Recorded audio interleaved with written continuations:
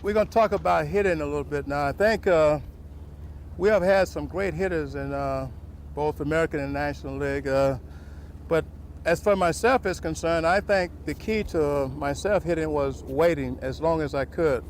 I don't think I was the best hitter around. I think there was a lot of hitters better than, but I got my share of hits.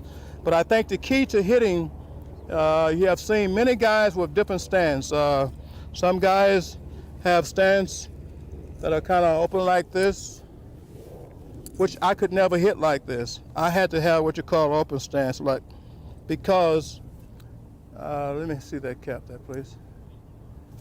We use this as a plate. What I try to do when I was hitting is try to cover the outside part of the plate with the bat every time I went up. That means when I made a swing, I knew that I could reach the outside part of the plate. Now, when that ball was outside, I never did try to pull the ball. Most young hitters today, they try and pull the ball outside. That means when they try to pull the ball outside, they pull it directly to the shortstop. You have to let the ball continue going. Say a guy throws a hard slider outside. You have to continue to let it go. By that I mean is that when you make a swing, hit that ball to right center, because that means you're keeping it going the direction that he's throwing it in.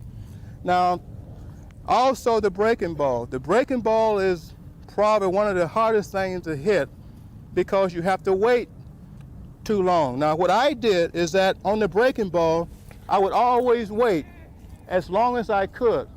That means my body might have been moving or my legs might have been moving, but the bat was always stationary.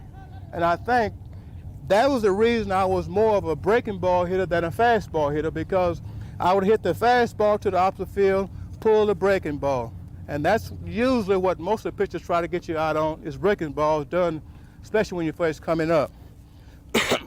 I have seen a lot of the, I would say, young ball players that are coming up today. They have established a stance on top of the plate. The only guy that I've seen that could stand on top of the plate and hit with, I would say, consistent, was Frank Robinson. And I think he used the outside part of the plate more than he used the inside, because they would try and knock him down a little bit, then they try to go away with him. So I think he was more aggressive away than he was inside. But if a lot of players move back just a little bit, where they can't jam him inside, or either throw the fastball inside part of the plate, that means the ball inside, he can always maneuver. Now he's got a little more hitting area to go with. The ball outside, he can go outside and pick it up without trying. But the key again is waiting. The longer you wait, the better you are, regardless of what pitch it is. The next thing about hitting is mainly, I think, is the grip. I would use my left hand to control the bat. A lot of guys, sometimes they let the bat go one hand, which is okay if you make contact. What I try to do is try to make sure that I had two hands together so I could follow through. It's mainly like a golfer making a golf swing. He completes his swing. If you look at most of all the good hitters, you'll find out that they always made contact, but the bat is always completed. And when the bat gets back here on top, they are off to first base. Now you'll see a lot of guys, what they do is block themselves out. That means this here is locked. They can't make contact too much, because here's the grip again. You see how my hands are here? That's a right field hitter right there, like an Alvin Dog. Alvin Dog will hit just about everything to right field like this. I could never do that because I would break my hand a little bit. So what I had to do is make sure I would line up a little bit. This is more of a line up, I guess it is now, because I haven't played in so long, but this is mainly what my lineup would be. Some guys, Willie Starger had his hand over the knob here, which is the best way for him to hit. But everybody have a different way of waiting, different way of holding the bat, but the best way for you, that's the best way you go with. If you squeeze the bat real hard, if you look at the muscles here, the muscles tighten. It's just like writing. You cannot squeeze the pen too long. You can't make the words. So you have to relax the bat. At the last second, you have to close the bat kind of tight because you read the swing. Now you see some pitchers out there, they'll just stand there and they'll what you call wait on you. That means they're shaking their head, but nothing going on. They're trying to make you hold the bat to see how long you're gonna grip it like this. Now the longer you grip the bat like this, the less you're gonna make it come through.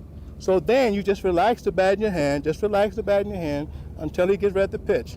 But don't let this muscle get too tight, because then this hand, if you notice, I have to show both ways because now if you see this hand here, when you hold it tight, this hand is still loose because this is your hitting hand here. This is tight. See, it's only in the front part of your arm where you see the muscles at, these right here, the veins, right like this. It's been proven that we do not see the ball when we make contact with the ball.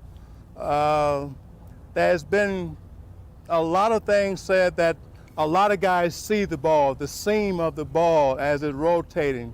They might see it for a certain distance, but when they swing, either the head is here, the bat is going around and the head is here, or the head is here and here come the bat, but they all make contact.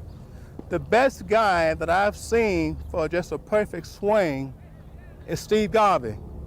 You watch Steve Garvey, he hits this way, which is the correct way of hitting, but he doesn't hit a lot of home runs.